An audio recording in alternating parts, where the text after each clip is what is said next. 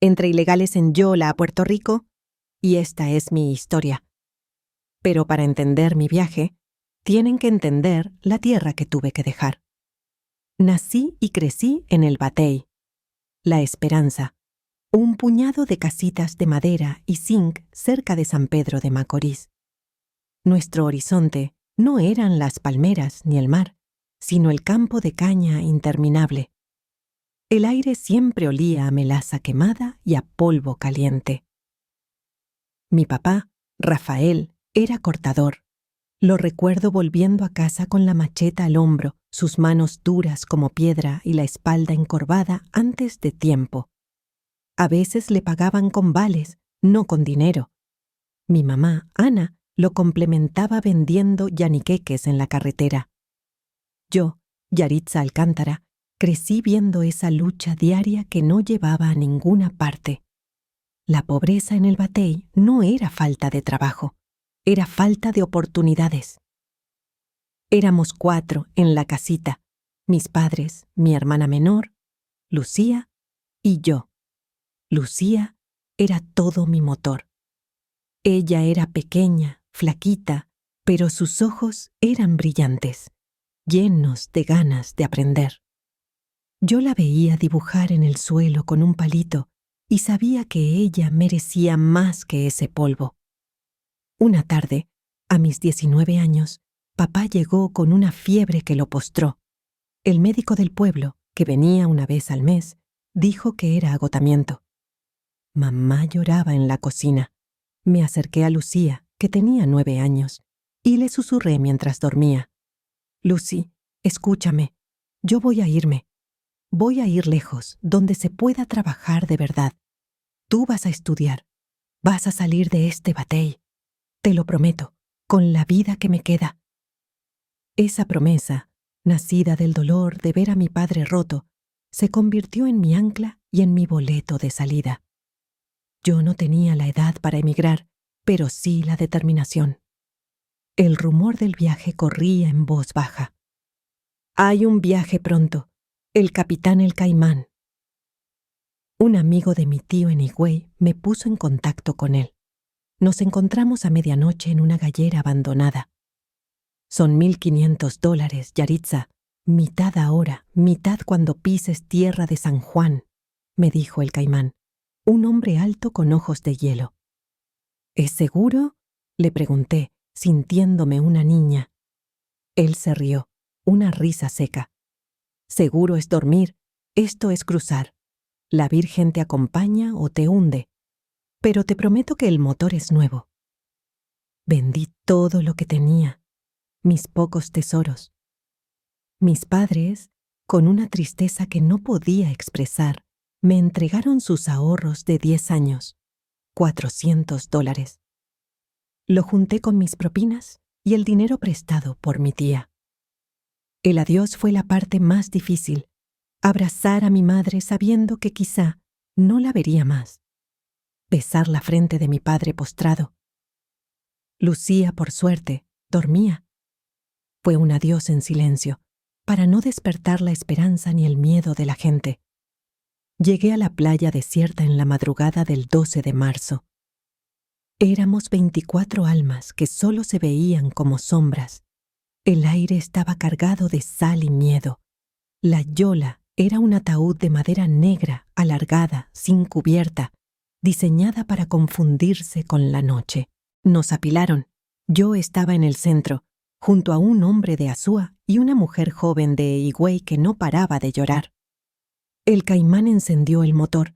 El ruido era ensordecedor en el silencio del mar, y sentí el motor vibrar bajo mis pies. El último vistazo a la costa dominicana fue la silueta de un par de palmeras. Luego, solo oscuridad. Las primeras 12 horas fueron tortuosas.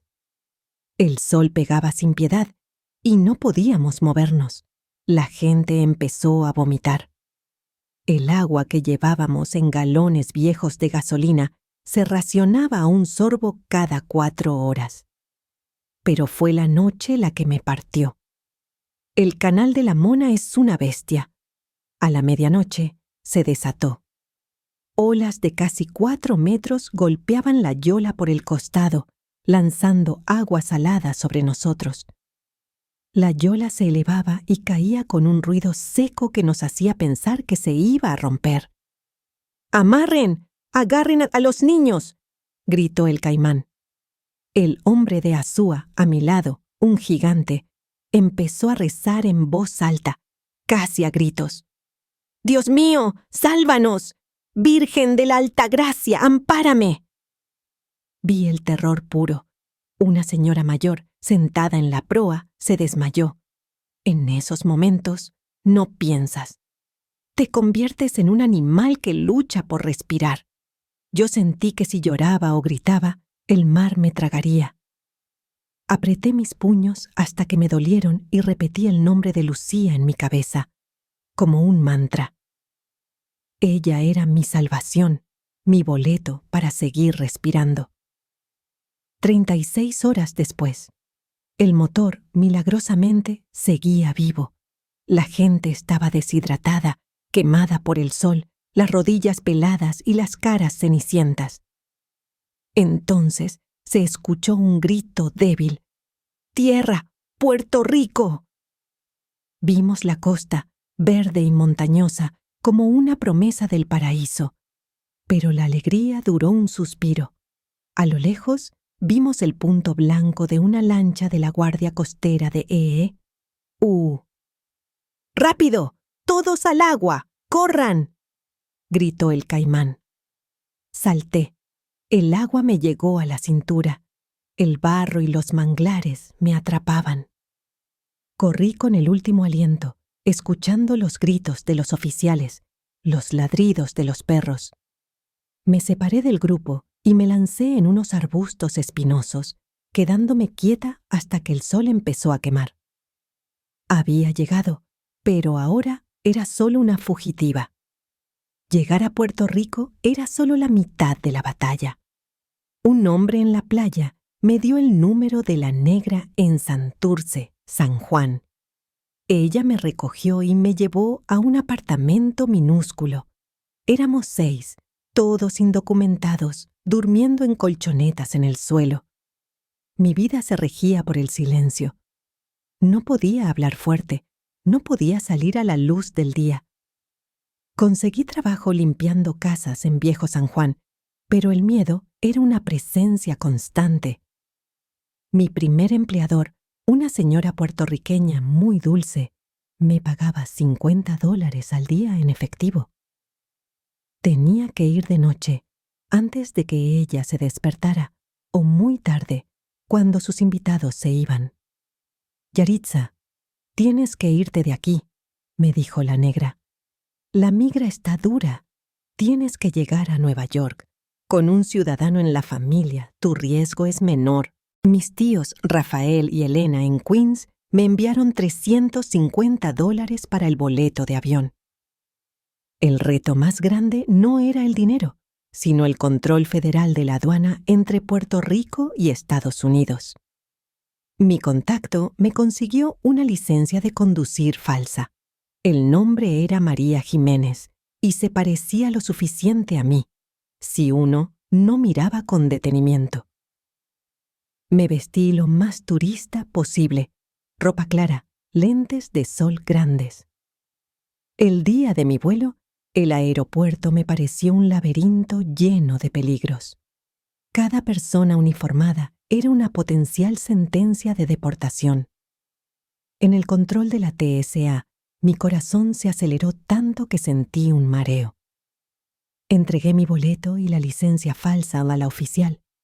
Ella me miró la foto, luego el boleto, y volvió a mirarme. Sus ojos se clavaron en los míos. El tiempo se detuvo. Pensé, aquí me agarran. Todo se acabó. Lucía... «Que tenga un buen viaje, señorita Jiménez», me dijo finalmente, con total frialdad, devolviéndome los documentos. Caminé por el pasillo. No corrí, pero mis piernas me llevaron como un resorte. Cruzar la puerta de embarque fue como entrar en un nuevo cuerpo. Dejé a María Jiménez en Puerto Rico y tomé mi asiento. Estaba en camino. Aterricé en el John F. Kennedy en medio de una tormenta de nieve. El frío era una bofetada. Mis tíos me esperaban. Al verlos, me lancé a llorar. No era un llanto de tristeza, sino de liberación total. Nueva York es la ciudad de la esperanza, pero para un indocumentado es también la ciudad de la sombra. Mi primer trabajo, a mis 20 años, fue en un restaurante mexicano en Jackson Heights. Lavando platos, 14 horas al día, de 4 de la tarde a 6 de la mañana. El vapor, la grasa, el dolor de espalda. Cobraba $600 a la semana. De eso, enviaba $300 sagradamente a Santo Domingo. No te enfermes, Yaritza, me decía mi tía Elena. No vayas al hospital. No hables con la policía. Eres invisible. Esa invisibilidad era mi seguridad y mi prisión. A los 25 años, mi tía me consiguió un trabajo en la costura, en el Garment District. Yo era rápida con la máquina y pronto me pusieron a hacer samples, muestras, para ropa de alta costura. Trabajaba 60 horas a la semana, pero el pago era mejor y era cash. En las noches, estudiaba inglés. Mi vida era trabajo, el metro de la línea 7 y la llamada semanal a mi mamá, donde ella me contaba, con orgullo, cómo Lucía sacaba notas de A. A mis 30 años, ya tenía 10 años en Nueva York. Lucía estaba en la universidad, estudiando contabilidad. Yo era supervisora no oficial en la fábrica, manejando a un grupo de mujeres indias y mexicanas. Había cumplido mi promesa, pero seguía siendo una ilegal. La sombra seguía ahí. La fábrica estaba en el Bronx. Era ruidosa, llena de vibraciones de las máquinas Singer industriales. Fue allí donde lo conocí. Su nombre era Ricardo Colón, de descendencia puertorriqueña. Un hombre alto, con una risa dulce, que venía a arreglar las máquinas. Él no trabajaba ahí, solo era el técnico externo. Lo veía de reojo. Era tranquilo y respetuoso. Un día, la máquina principal se atascó y yo estaba al borde de la desesperación. Ricardo la arregló rápido y al irse me dio una sonrisa. «Oye, Yaritza», me dijo, su acento caribeño era música para mis oídos. ¿Tanto estrés por un vestido? Tómate un café. Empezamos a salir. Cenábamos en restaurantes pequeños, hablábamos de nuestros mundos. Mi batey, su infancia en Loíza. Él me hablaba del béisbol, yo de la música de Juan Luis Guerra. La honestidad fue inmediata. La sexta vez que salimos le dije, «Ricardo, tengo que decírtelo. Yo entré por Yola a Puerto Rico. Soy indocumentada. Si me atrapan, me deportan. Toda mi vida aquí se acaba». Esperaba que se fuera. Él tomó mi mano sobre la mesa. «Yaritza», me dijo, «eso no cambia la persona que eres. Sé lo que significa luchar. Mi mamá vino de la Perla a trabajar sin nada. Tú eres una guerrera. Los papeles son solo eso, papeles». Su amor no era de conveniencia. Era un amor que me veía por quien era, no por mi estatus. Me amaba por la guerrera que había llegado de Quisqueya. A los 32 años, Ricardo me pidió matrimonio. No fue un anillo de diamante, fue la promesa de una vida estable, de un nosotros. Nos casamos en el City Hall de Manhattan. Fue una ceremonia civil, rápida, con mis tíos y sus padres. Llevé un vestido sencillo, crema. Fue la primera vez que sentí que mi vida no estaba a la mitad. El matrimonio abrió el camino legal. Ricardo, como ciudadano americano, podía solicitar mi residencia. Yo no tuve que regresar a la República Dominicana porque había sido inspeccionada al entrar a Puerto Rico. A pesar de haber entrado con papeles falsos, la entrada fue registrada. Este detalle era crucial para poder hacer el ajuste de estatus desde dentro de SGE. El proceso legal fue la prueba de fuego de nuestra relación. Tuvimos que contratar a un abogado, un dominicano de Washington Heights, que nos costó $5,000. El primer paso fue el formulario PINMA O-130, petición de familiar extranjero. Tuvimos que demostrar que Ricardo tenía la intención de mantenerme económicamente. El segundo paso, el más aterrador, fue el formulario PINI 485, ajuste de estatus. Aquí teníamos que revelar mi historial completo. La yola, el IDE falso en Puerto Rico, los trabajos cash. Era desnudar mi vida ante el gobierno. La espera fue de 1 año y medio. Yo no podía trabajar legalmente hasta obtener mi permiso de trabajo temporal. Fue un tiempo de tensión. Ricardo tuvo que trabajar doble turno para mantenernos. Todo va a salir bien, Yaritza, me decía, aunque yo lo veía estresado. El día de la entrevista en la oficina de UCIS en Federal Plaza llegó cuando yo tenía 33 años. Era nuestro examen final. Nos vestimos bien, llevamos una maleta llena de pruebas. El contrato de alquiler a nombre de los dos. Cientos de fotos. En la playa, con su familia en Navidad, con mis tíos. Extractos bancarios conjuntos. Facturas de servicios públicos a la misma dirección. El oficial era un hombre de unos 50 años, con una cara seria. Nos separó por 20 minutos y luego nos sentó juntos. Nos hizo preguntas sobre mi vida en la isla, mi viaje, todo estaba documentado, y luego las preguntas íntimas sobre nuestra vida. Señor Colón, ¿qué talla de zapatos usa Yaritza? Ella usa 7,5, pero le gusta el 8 para las botas. Señora Alcántara, ¿cuál fue el último regalo que le hizo su esposo? Un reloj de pulsera para su cumpleaños, de color plateado, que le gustó porque era de una marca de carros. ¿Cuál es su plato favorito, el que cocina su esposo? El asopao de mariscos que hace los domingos. Es el mejor. El oficial dejó caer el bolígrafo. Miró nuestros documentos por última vez. Felicidades, señora Alcántara Colón, dijo, esbozando la primera sonrisa. Su matrimonio es bona fide. Su ajuste de estatus ha sido aprobado. La palabra aprobado resonó en mis oídos. Ricardo me apretó la mano. Salimos de ese edificio tomados de la mano, y el cielo de Nueva York, gris y frío, se sintió de repente soleado. Ya no era un fantasma. El amor me había devuelto mi nombre. Hoy, a mis 35 años, mi vida es estable. Logré obtener mi residencia permanente. Soy supervisora en la fábrica, ya legal, y gano un buen salario.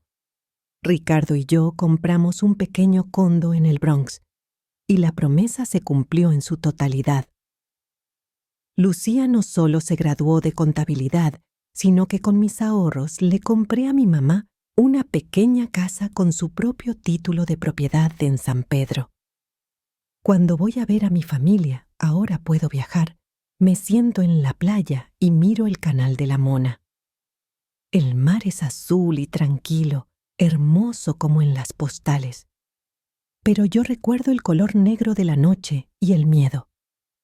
Mi historia es la de millones, es la historia de que la esperanza no se vende en las tiendas, sino que se construye con el sudor, la astucia, la fe en la Virgen y, a veces, un amor que te rescata.